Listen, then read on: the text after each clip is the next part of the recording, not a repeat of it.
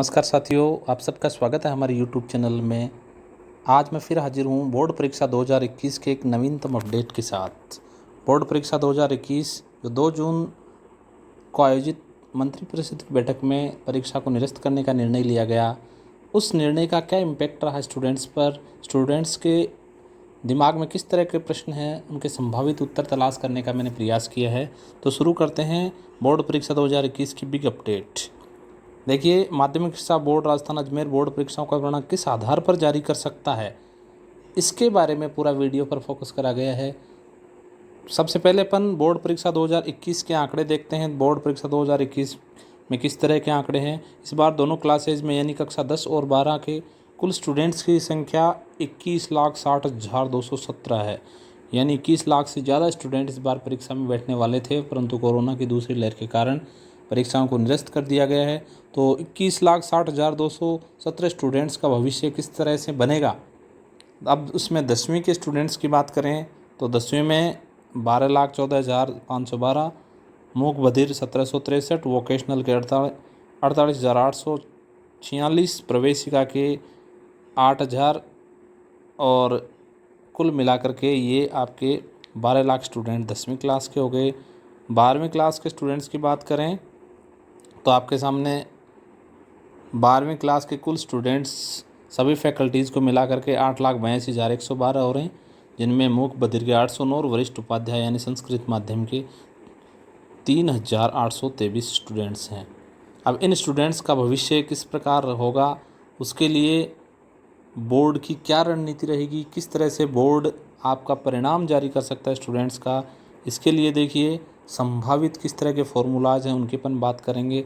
RBSE ने कक्षा 10वीं व 12वीं के स्टूडेंट्स के सत्रांक अपलोड करने का आदेश जारी कर दिया है। तो प्रश्न ये उठता है कि आरबीएसई परीक्षाओं का परिणाम किस आधार पर जारी कर सकता है। सभी स्टूडेंट्स के बार बार इस तरह के प्रश्न होते हैं कि परिणाम किस आधार पर जारी होगा।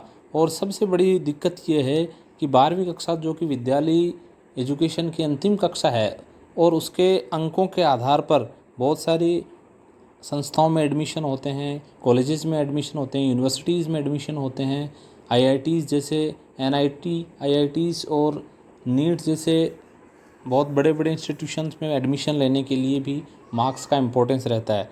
तो अब अपन चर्चा करेंगे उन संभावित फॉर्मूलोज़ की जिनके आधार पर बोर्ड अपना रिजल्ट जारी कर सकता है। अब 1 सप्ताह से भी ज़्यादा का समय हो चुका है, क्योंकि 2 तारीख को ये घोषणा हो चुकी थी और 1 सप्ताह से ज़्यादा का समय हो गया है, लेकिन परिणाम किस आधार पर जारी होगा ये बोर्ड अभी तय नहीं कर पाया है। फिर भी आपके लिए एक बिग अपडेट है। देखिए कि कक्षा 10वीं और 12वीं के लिए बोर्ड ने सत्रांक मांग लिए हैं, यानी सत्रांक अपलोड करने की नियत तिथि 28 जून दे दी है।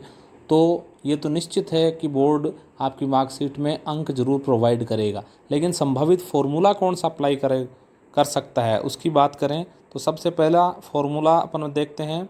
फॉर्मूला फर्स्ट जो है वो पिछली 3 कक्षाओं के औसत परिणाम के आधार पर। एक विकल्प ये है कि 10वीं के स्टूडेंट को 8वीं 9वीं और 10वीं, जो 10वीं में कक्षोन्नत हुआ है, प्रमोट स्टूडेंट हुआ है, उसके लिए कक्षा 8, 9 व 10वीं के असेसमेंट के आधार पर मार्क्स दिए जाएं। जैसे कि सत्रांक में इस बार ये होने वाला है कि जो उनका होमवर्क है, जो वर्क फ्रॉम होम या स्कूल में जितने मीटिंग्स हुई, जैसे 67 मीटिंग्स हुई हैं, तो स्टूडेंट्स जितने होमवर्क उसने किया है उसके आधार पर 20 मार्क्स दिए जाएंगे। जबकि 9वीं व 10वीं के इंटरनल मार्क्स के आधार पर भी इनको मार्क्स देने की बात है। इसी तरह 12वीं के स्टूडेंट के 3 वर्षों के असेसमेंट में 12वीं का स्टूडेंट में 10वीं के सभी विषयों के मार्क्स, जबकि 11वीं और 12वीं के इंटरनल मार्क्स। ऐसे में 10वीं के स्टूडेंट के लिए 8वीं और 12वीं के स्टूडेंट के लिए 10वीं के मार्क्स का अनुपात अधिक रखते हुए शेष 2 क्लासेज का कम अनुपात जोड़ा जा सकता है। देखिए, जो स्टूडेंट 10वीं में है उसके 8वीं में जितने मार्क्स आए हैं उनके आधार पे, और जो 12वीं में है उसको 10वीं में कितने मार्क्स मिले हैं उनके मार्क्स को वेटेज ज़्यादा दे देंगे, और लोकल क्लासेस यानी 9th और 11th के मार्क्स को कम वेटेज देते हुए मार्कशीट प्रिपेयर करी जा सकती है। तो ये तो एक फार्मूला। दूसरे फार्मूले की अपन बात करते हैं, ये हो सकता है दूसरा फार्मूला। देखिए, राजस्थान के शिक्षा विभाग के पास स्टूडेंट असेसमेंट के लिए पिछली कक्षाओं के लिए लिए गए मार्क्स ही एकमात्र आधार बचे हैं। 12वीं में प्रमोट हुए करीब 10 लाख स्टूडेंट ने तो 11वीं का एक भी टेस्ट नहीं दिया है। केवल होमवर्क असेसमेंट हुआ है, बाकी ना कोई टेस्ट हुआ है, ना हाफ ईयरली एग्जाम्स हुए हैं, वहाँ भी उसे सीधे प्रमोट किया गया। ऐसे में इन स्टूडेंट का अंतिम असेसमेंट 10वीं कक्षा की परीक्षा ही था। इसी तरह 10वीं के स्टूडेंट का अंतिम असेसमेंट 8वीं कक्षा की परीक्षा है। इसके मार्क्स विभाग के पास उपलब्ध हैं। 8वीं के मार्क्स के आधार पर 10वीं में मार्क्स दिए जा सकते हैं। तो ये 2 नंबर फॉर्मूला है जिसमें मार्क्स को बोर्ड क्लासेस के मार्क्स को ही वेटेज मानते हुए उनको मार्क्स दे दिए जाएं, और साथ ही साथ 17 अंक विद्यालय अपने आप अपलोड कर रहा है, उनको जोड़ करके कुल रिजल्ट प्रिपेयर किया जा सकता है। इसके अलावा फॉर्मूला थर्ड जो फॉर्मूला है, इस फॉर्मूले में देखिए किस तरह का असेसमेंट है। मुख्यमंत्री अशोक जी गहलोत ने 2 जून को 10वीं और 12वीं के स्टूडेंट्स को प्रमोट कर दिया। तब सीबीएसई की नीतियों के आधार पर स्टूडेंट्स को प्रमोट करने का निर्णय हुआ था। हकीकत में सीबीएसई और राजस्थान बोर्ड की परिस्थिति में बड़ा अंतर है। सीबीएसई बोर्ड पिछले सत्र में बच्चों का असेसमेंट कर चुका था, जबकि आरबीएसई ने स्कूलों में ऑफलाइन क्लासेस होने के बावजूद एक भी टेस्ट नहीं लिया था। तो ये बहुत बड़ा डिफरेंस है दोनों के असेसमेंट में। ऐसे में सीबीएसई तो अपने असेसमेंट के आधार पर स्टूडेंट्स को मार्क्स दे सकता है, लेकिन शिक्षा विभाग के पास ऐसा कोई डॉक्यूमेंटेशन नहीं है जिसके आधार पर वो मार्क्स दे सकें। तो ये सीबीएसई और आरबीएसई के बीच डिफरेंस है। लेकिन बैठक में यही निर्णय हुआ था कि जिस तरह से सीबीएसई गाइडलाइन जारी करेगा उसी को फॉलो करते हुए आरबीएसई भी मार्क्स दे सकता है। अब बढ़ते हैं अपन एक्सपर्ट्स की राय देखते हैं। कुछ एक्सपर्ट्स हैं, उनकी राय क्या रहेगी एजुकेशन डिपार्टमेंट के एक्सपर्ट्स की।